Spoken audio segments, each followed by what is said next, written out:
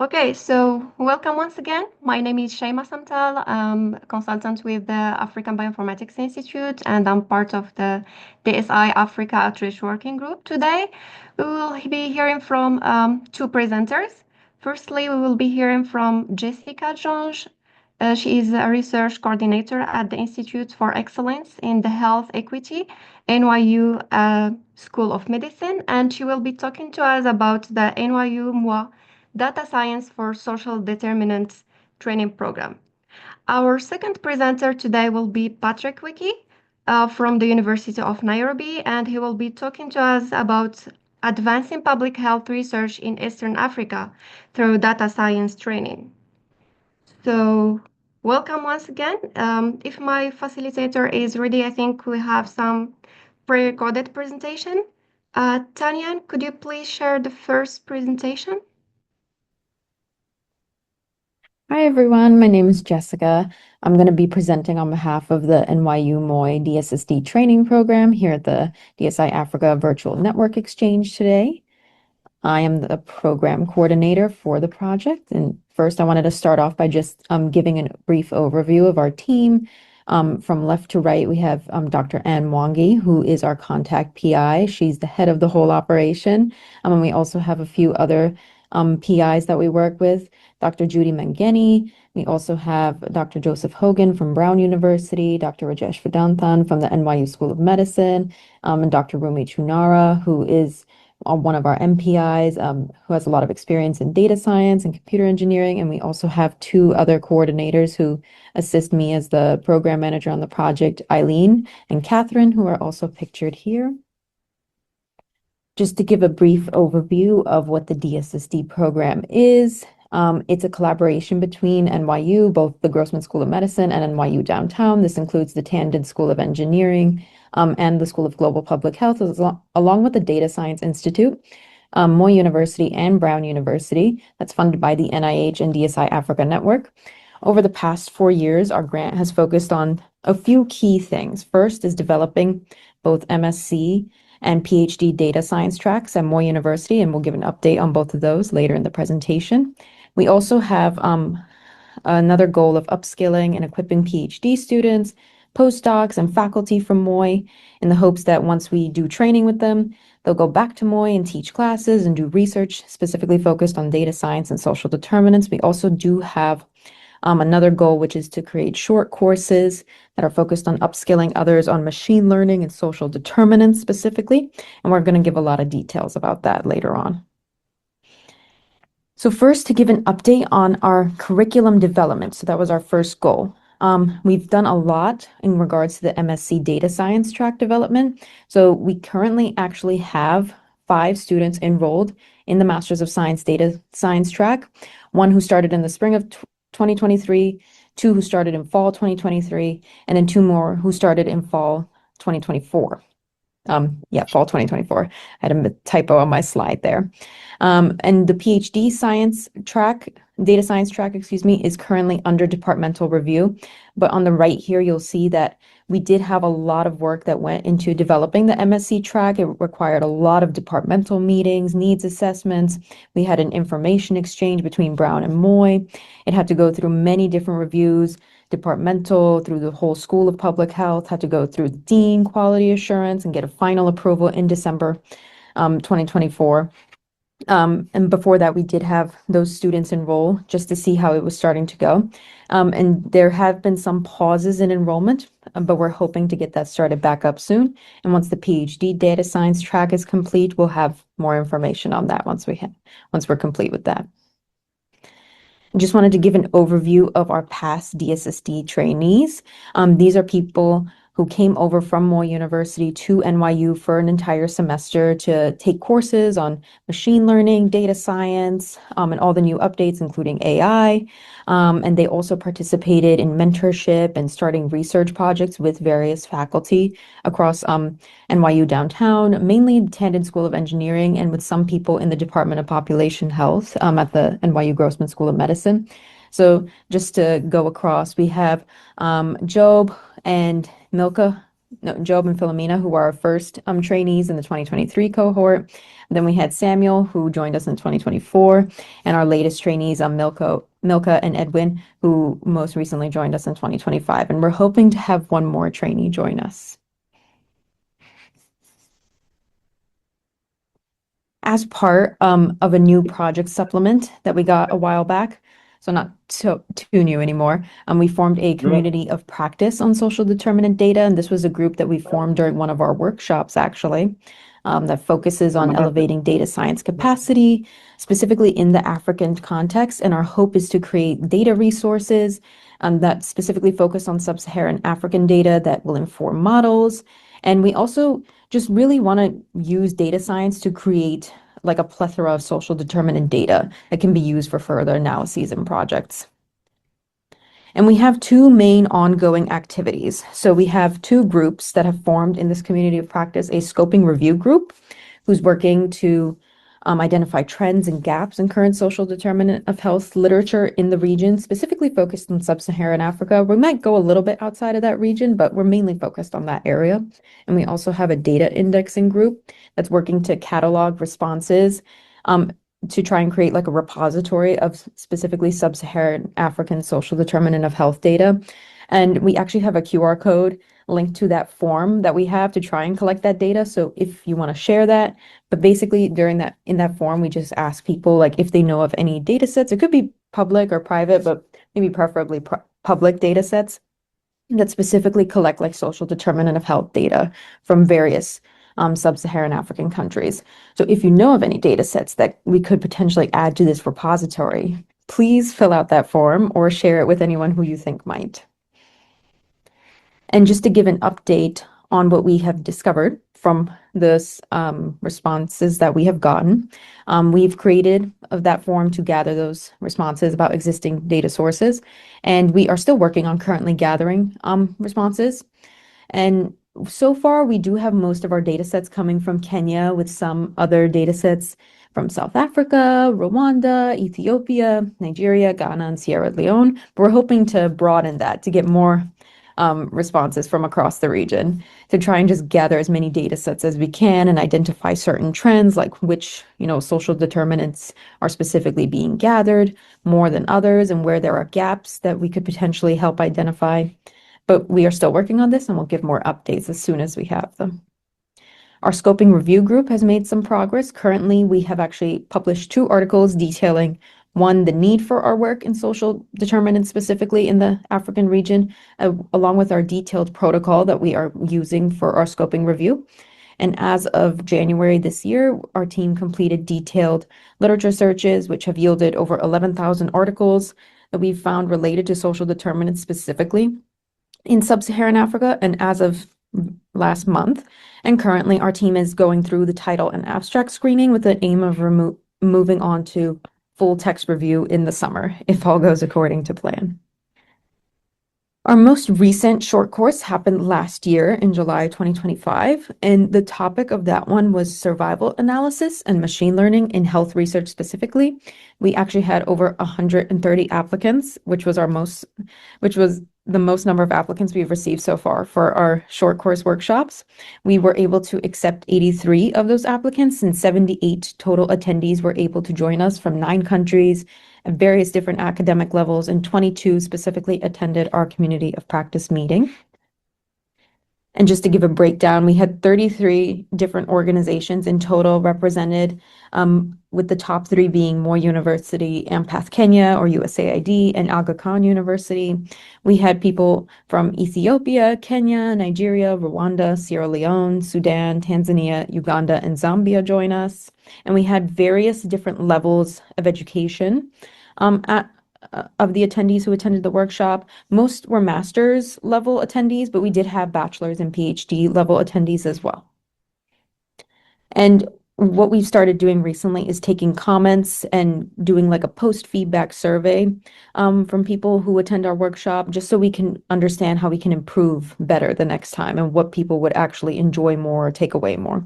So we had mostly really great feedback. 93% would strongly recommend our training to their colleagues. 83% said that they agreed the training would be useful. 86% said that they agreed that the course would help increase their knowledge and that it met their expectations. But overall, we did notice some areas for improvement.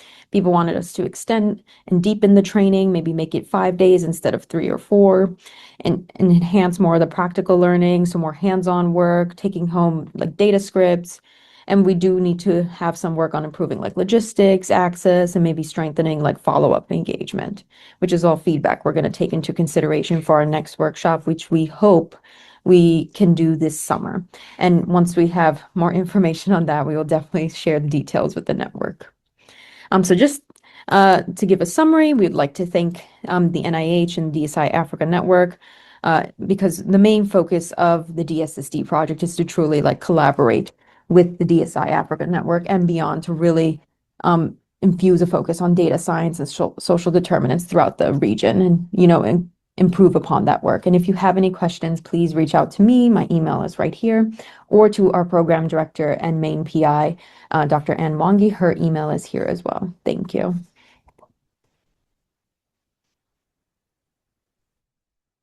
Thank you. That was a great presentation. I hope all attendees have found it as much helpful and useful as I have. I think without further ado, we will be hearing from Patrick about advancing public health research in Eastern Africa through data science training. Tanyan, please.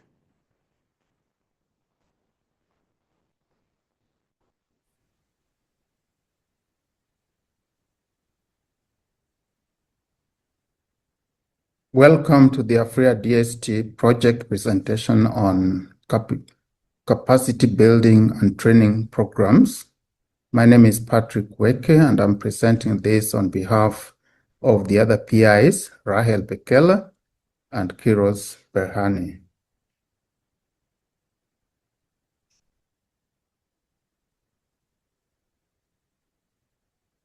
The agenda for today's discussion would be 1, looking at the project structure and aims, 2, project milestones, short-term trainings, workshops, and faculty development program, 4, research groups, opportunities, and areas of collaboration. The project structure brings in the 3 universities, Columbia University in the US, Addis Ababa University in Ethiopia, and University of Nairobi in Kenya.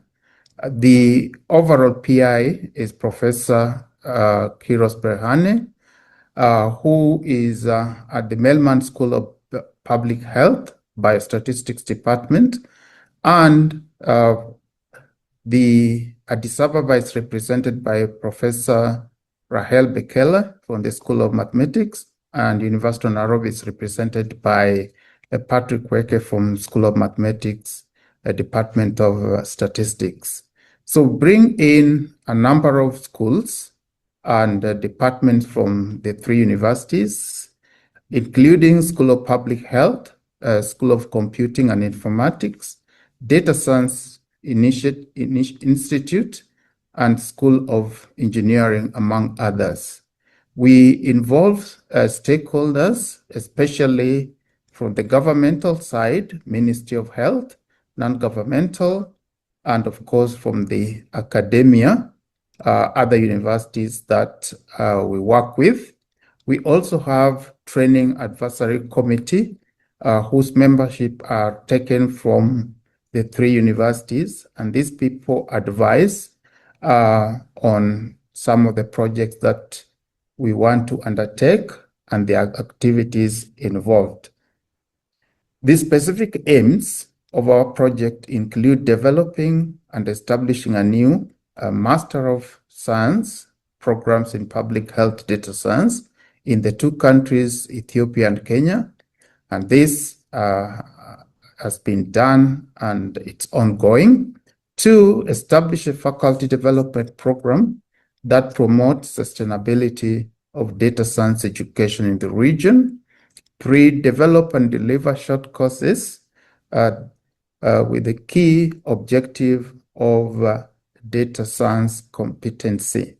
4, provide an immersion experience for the trainees and mentored data scientists. conduct periodic monitoring and evaluation of our activities, and 6, explore feasibility of PhD programs in public health data science in the 2 countries. And this is something that we are doing in year 5, and we welcome collaboration in this area.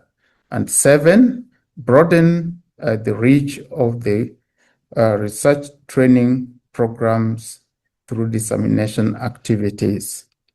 Now, these 7 aims are structured and have targeted outcomes as outlined here, involving research partners and stakeholders with primary and secondary targeted outcomes for each of the 7 aims that we listed earlier. There are a number of milestones that I wish to report, especially covering the MS in Public Health Data Science.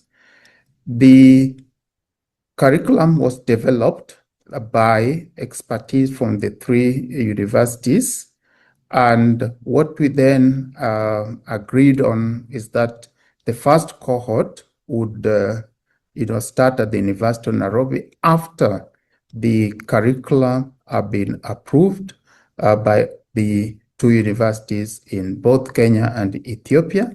So we enrolled the first cohort at the University of Nairobi in February 2023, followed by the first cohort at AAU in October 2023. So far, a total of 147 students have enrolled in the MS program at University of Nairobi, and 69 students have enrolled at Addis Ababa University. 29 candidates have successfully graduated at the University of Nairobi with MS in Public Health Data Science, and 17 have similarly graduated from Addis Ababa University.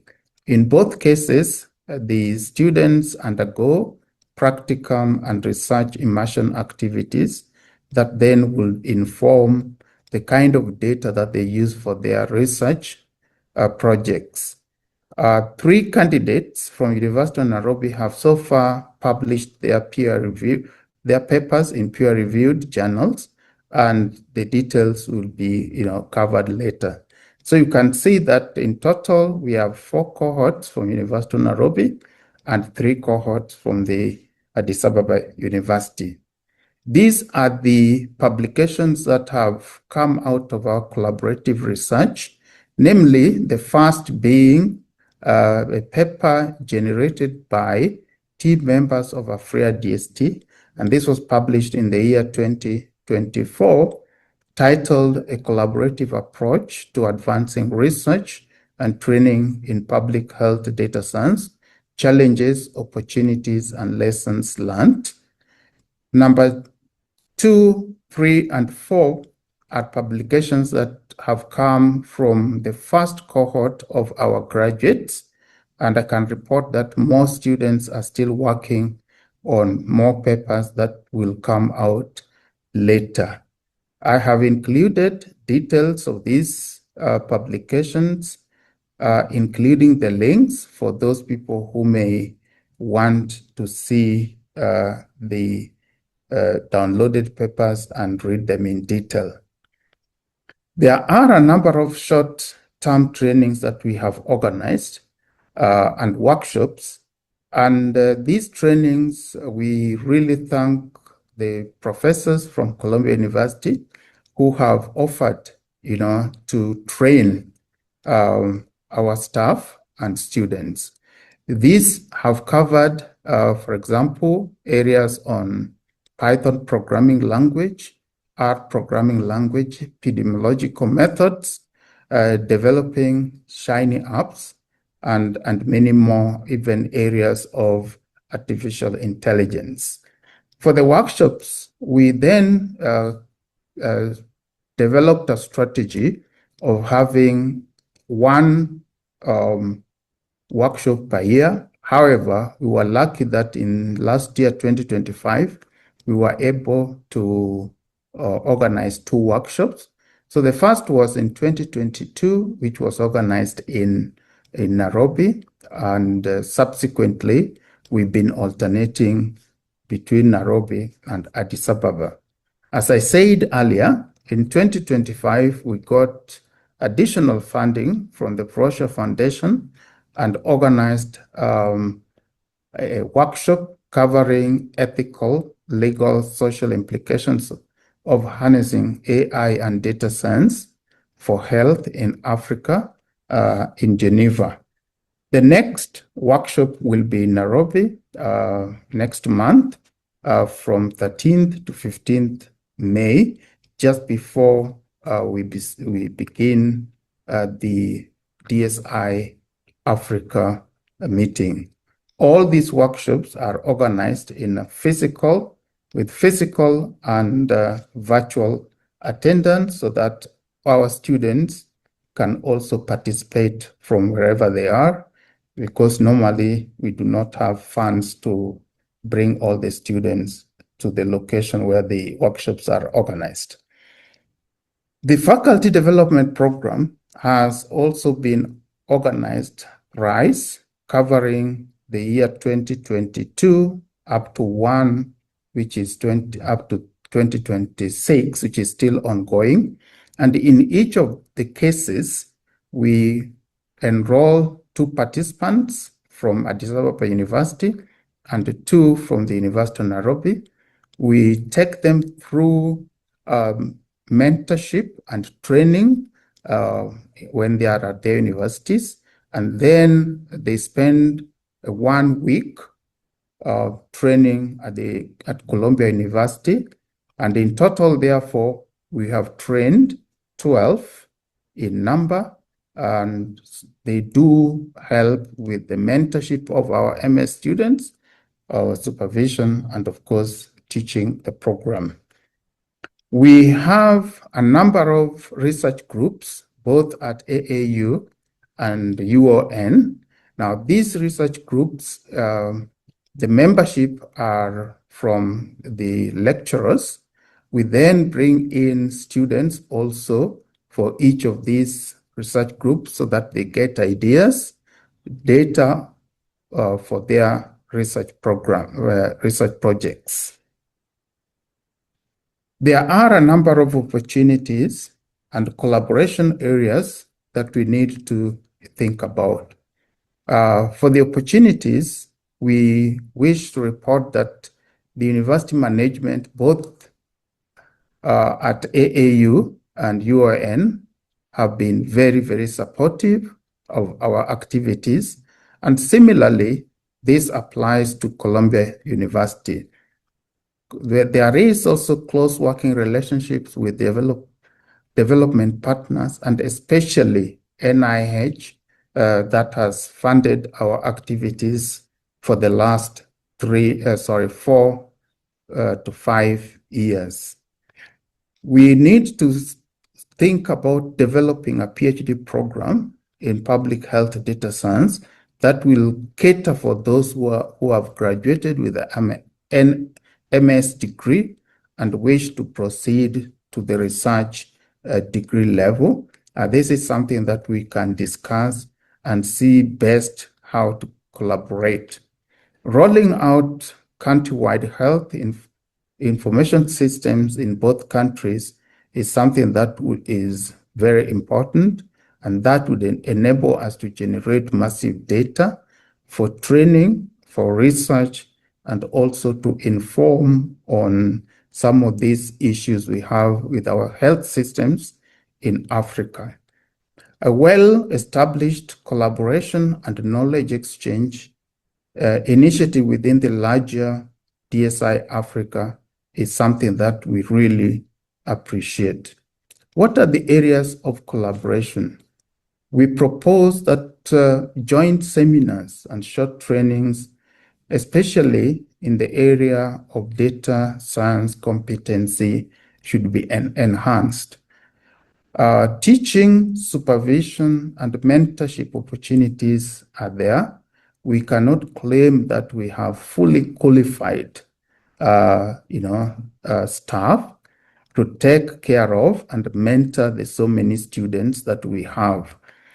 A review of the MS in public health data science curricula is of necessity because we have run the program for 2 years or 3 years or more, and therefore a major review at this time is necessary that will then incorporate some of the advances in this field.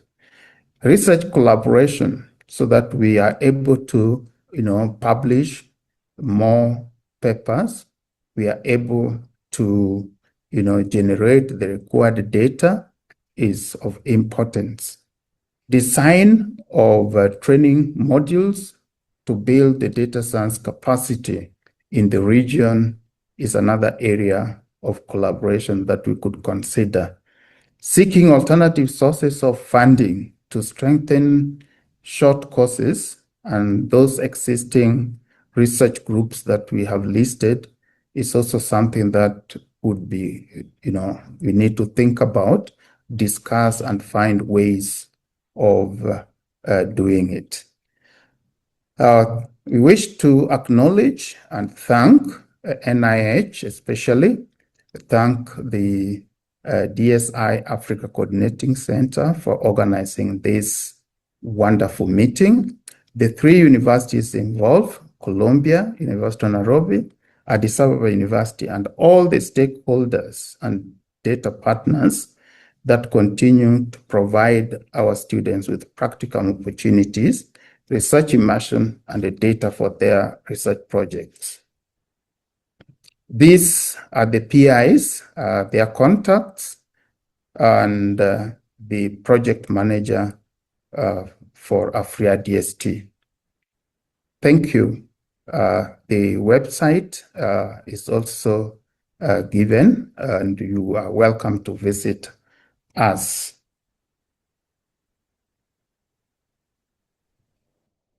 Thank you, Patrick. That was great and very informative presentation.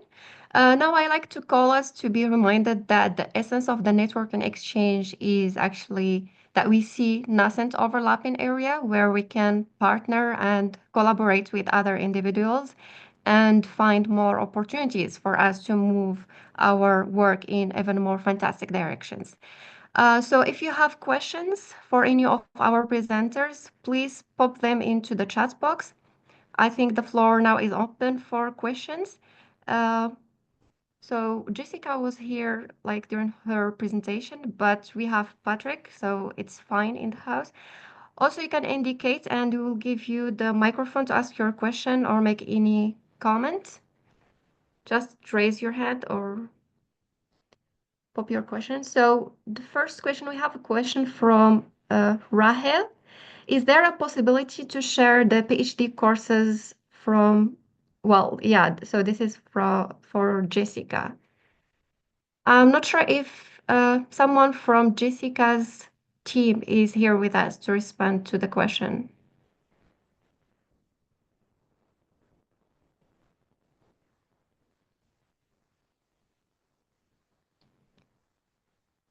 Yeah, she's not here. Do you have other questions or contributions or comments? Yeah, can I ask a question? Sure. Yeah, I probably joined a little bit late, but I want to know what are the success stories so far, and what was the benchmark, and can you discuss a little bit on the achievements?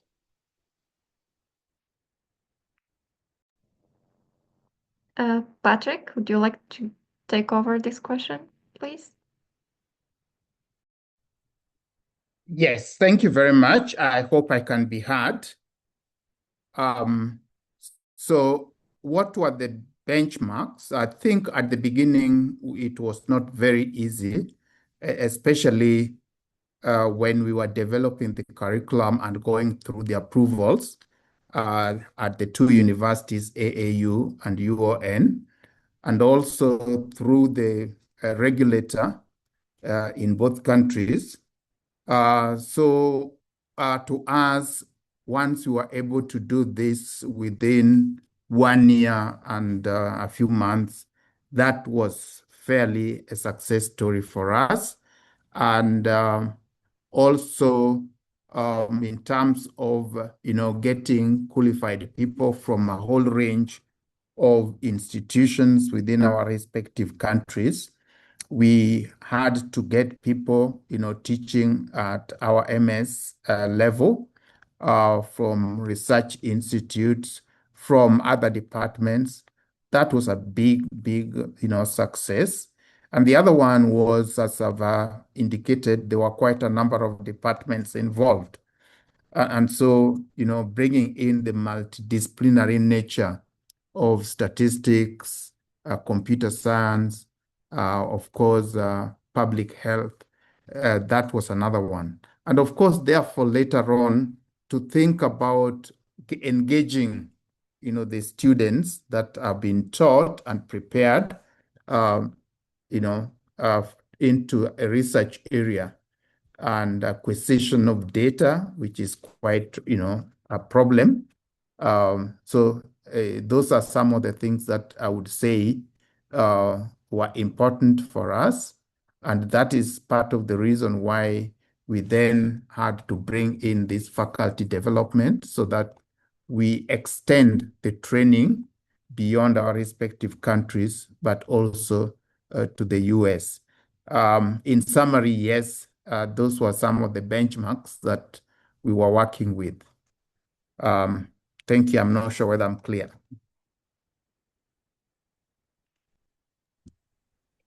Thank you so much. No, that was helpful. Thank you. And Okay. my colleague Rahel, who is the co-PI, I think wants to add a few things. Her hand is up. Yeah, please, Rahel, go ahead.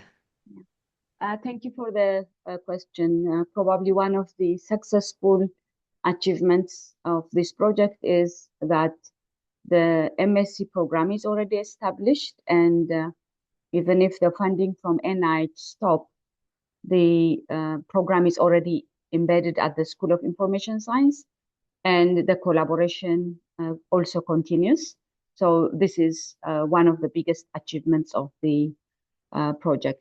I also saw on the chat whether they are funded. So up to this date, for the 3 years, our students were funded for the research that they are working on. But from next year onwards, those who are government sponsored will be funded by Addis Ababa University. And that's also another big achievement that we have. Thank you. Over to you. Thank you, Rahel. I think that Rahel just answered your question, Adeola. So we have other question from John Baptiste. So he said that, thank you for the presentation. I am a physiotherapist at the University Teaching Hospital of Kigali and an MS student at the University of Rwanda. I am interested in applying data science to rehabilitation and mobility outcomes. Are there opportunities for clinicians like me to join your training program? Rahel or Patrick? Maybe Rahel can go first. Okay.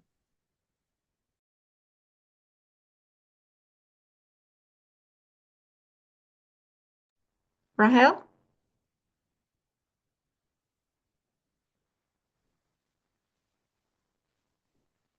Yeah, I'm here. I was a little bit disconnected, sorry. Yeah, sure. Can you repeat the question? Yeah. Yeah, of course. So John is asking, so he is a physiotherapist at the University Teaching Hospital of Kigali and an MS student, and he is interested in applying data science to rehabilitation and mobility outcomes. And he is asking if there are opportunities for clinicians like him to join your training programs. Our MSc programs are face-to-face. We don't have online programs. If I understood correctly what he's asking. So even in University of Nairobi, the courses are face-to-face. So we don't have online training programs. But if he's interested in the short-term trainings that we provide, we'll be happy to reach out to him whenever there are short-term trainings. Thank you. Thank you, Rahel. John, I hope that Rahel answered your question. So we have another question from Ruihom Biza. So he's saying that this is great presentation, Patrick. Are the MS students funded, and do you offer any further career pathways after graduation? And lastly, what are the minimum enrollment requirements for the MS? Quite an interesting and very important question. So first of all, let me start with the entry requirement.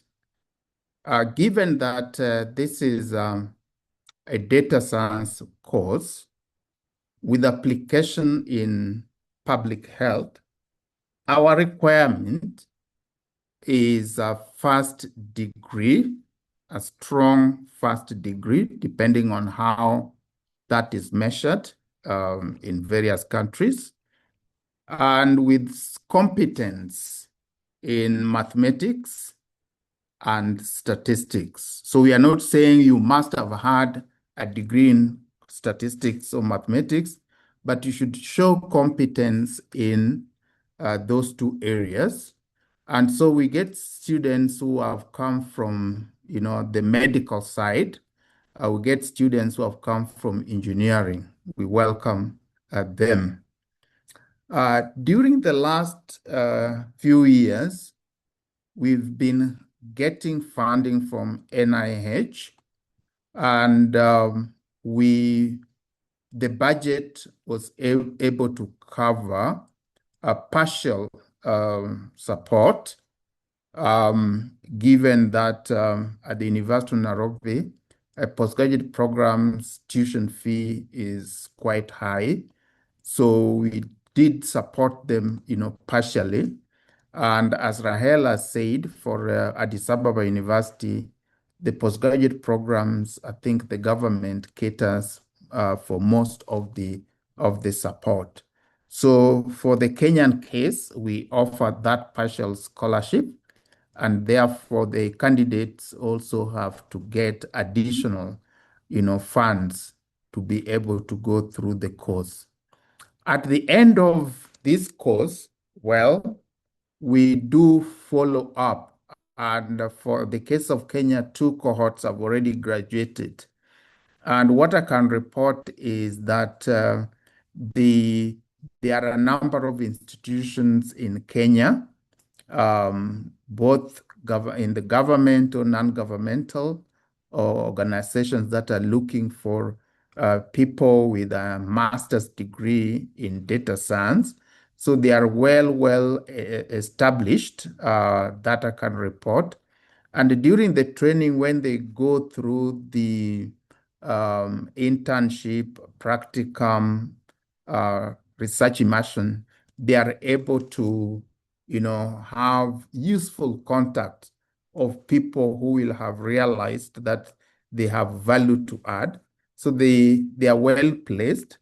In the case of University of Nairobi, the first cohort had actually 2 students who are PhD candidates in other programs. And by the time they were finishing the MSc, they had also finished their PhD in biostatistics or other courses. So they are, in other universities. There are also those who have also started their PhD in Europe and US. But we are now proposing that we develop, a PhD in public health data science so that there is continuity. But this is a discussion that is going on, and we would be happy to collaborate for us to develop this.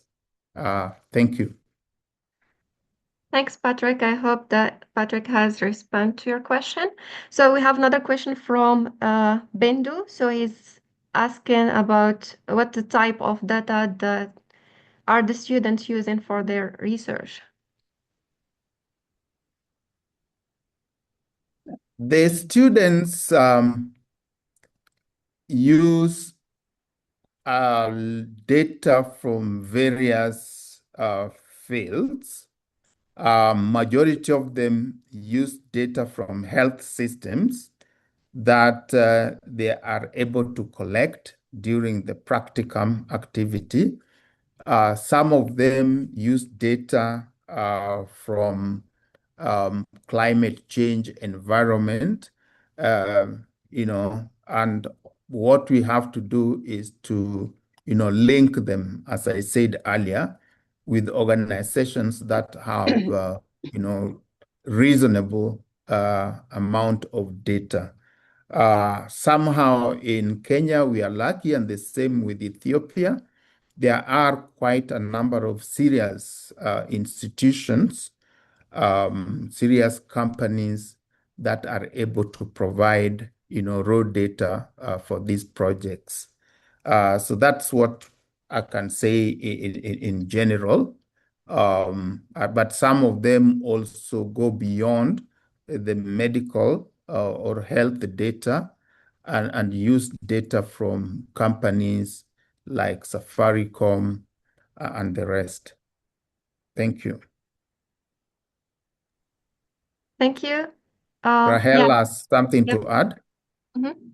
Yeah, I would like to add that securing data is not as easy, especially in the country, because of the data sharing policy, which is not well formulated. But the students have been struggling to secure data because we try to strengthen our partnership with the various institutions, but we still have to work on improving the data sharing culture. And some of the data that we use are the demographical survey. Of course, Ethiopia lags behind in terms of collecting up-to-date data, but we have the 2021 DHS, and mostly our students work on maternal and child health, communicable and non-communicable diseases data, and also environmental health, as Professor Weke has mentioned. But it is something that we really need to improve, and probably the partnerships have to be improved. I just wanted to add this. Thank you. Yeah, thank you. That's very interesting. So we have another question from Peter. Are there any opportunities for mentorship and also volunteering space for someone like him who is starting as an early career researcher?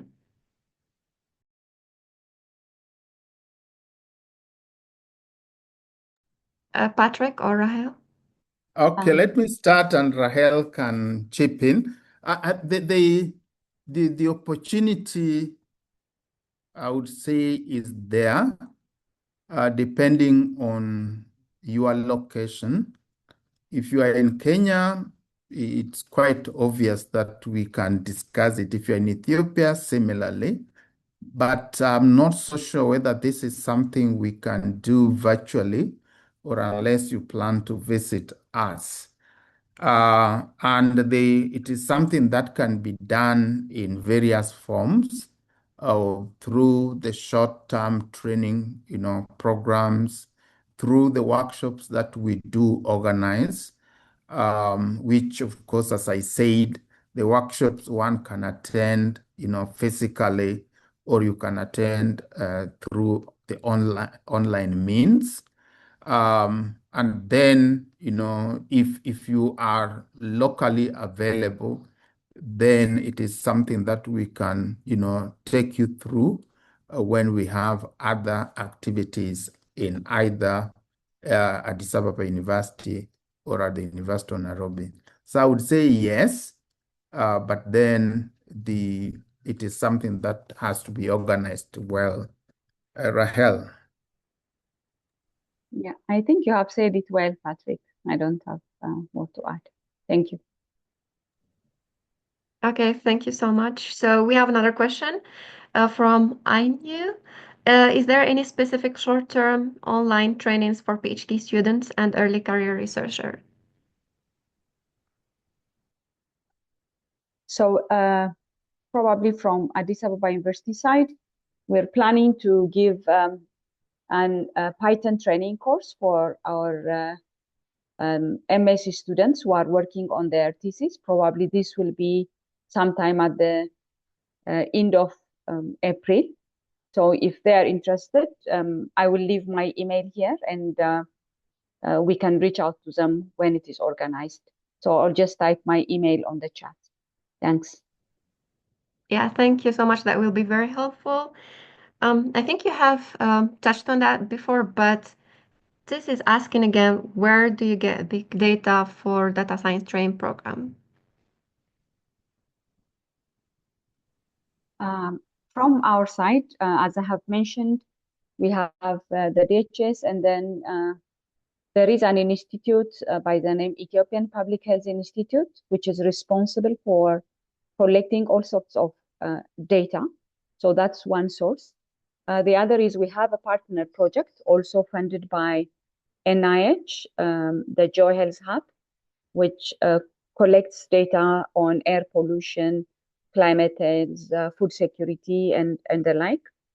And the other is there is a project funded by Bill Gates, Performance Monitoring for Action, which collects all sorts of data on maternal and child health. So far, these are the data, but students also get hospital data because some of them are medical doctors. So they have a lot of data that they can use. But as I have said, the problem is the limitation on data sharing policies. Otherwise, there is a lot of data. Thank you. Okay, thank you. So Rahel, for the clinicians, like, do they need to get an ethical approval to get the data from the hospital, or how that works? Yes, yeah. The ethical approval, anything that relates to health research, even if it does not include human subjects, is essential. So the ethical clearance approval, there is also at college level. So we don't have to go up to the Ministry of Health because they are mandated to provide approval at the college level. But the source has to agree that they will provide the data in order for the approval to take place. Thank you. Okay, and so the PhD students or MS student need to go through the process by himself or herself, or do you do this work on behalf of him, or does it work? Normally, we collect all the theses, the CVs of the advisors and all required information, and we send it in bulk to at the college level. But if a student comes late, for instance, if they don't submit their proposal on the time interval that is given, they can also process it by themselves. They just need a support letter from the school. Okay, awesome. Thank you so much. So we have another question from Kibret. So he is a PhD student in data science, and currently he's taking a course for PhD study. Is there a training available for him to learn about how he can apply data science in healthcare? He is from computer science background, and he wants to do his thesis on healthcare. Any advice?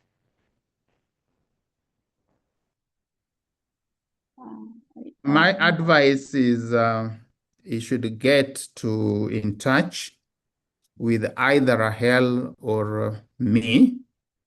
We will then guide the candidate, the PhD candidate, so that when we organize some of these training programs, both at the training level or during the workshops, he can also be incorporated so that it gets trained in some of these areas that we have.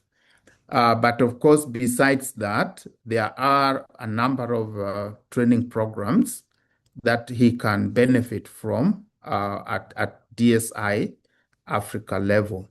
So it's just get in touch and we will be able to advise. Okay, thank you so much. So please do send Patrick or Rahel an email and ask for further details for any program or so on. So we have another question from Paris. How accessible is the data set for large data science models?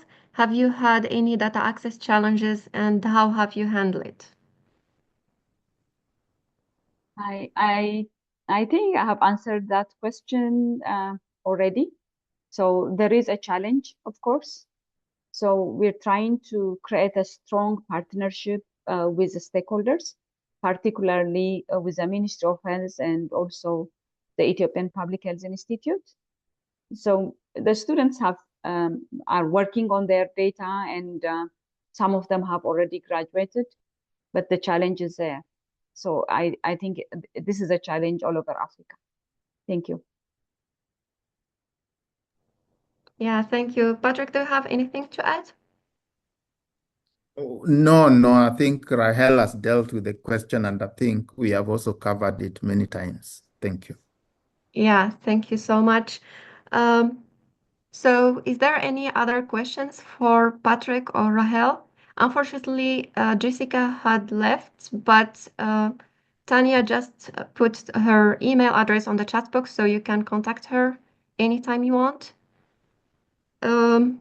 Okay, since we don't have any other questions, I have questions for you since you are experts in, partnership and so on. Can you share advice to the group about partnering successfully? Like, I think that most of them are students, so they are new in the area, so that will be helpful if you can share some advices. Can you repeat the question? Yeah, can you share advice to the group about partnering successfully? You mean partnership between AAU Yeah. and Colombia and Kenya? Yeah. Or? Yeah, partner in general, but based on your expertise. They are just students and the new and early career researchers. So how they can partner, how they can, get in touch with experts or organizations or stuff like that, and make sure that they will succeed their partnership. I'm not sure if I understand the question correctly, but let me try. Within the partnership, every team actively works and everyone is responsible. But I would say one of the things which increase the partnership and student success is a research group that we have formed, because students join the research groups as soon as they complete their internship, that is at the end of the first year. So beginning the second year, since they join the research groups, I would say that the chance of them being successful is higher as compared to the other MSc programs where the student works individually with a specific advisor, because we have like a monthly workshop progress where students report their progresses. So this could be one of the things that increased, but also in terms of the partnership, our students, for instance, one of the good things that we had about the DSI Africa Consortium is we had early career researchers where our students meet, both from Kenya and Ethiopia. And that also created a strength in the partnership. I hope I have answered correctly. Thank you. Yeah, that's very helpful. That was what I was looking for. So we have just 2 minutes left.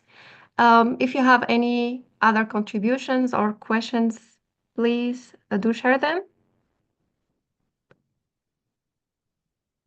Rahel, Patrick, that was a very amazing and informative session. Thank you so much. I don't know if you have any final insights or comments or advices for the group here. Yes, I think the final thing that I would want to say is that the MSc programs at AAU and UON have been running for 2 years, 3 years, quite successful.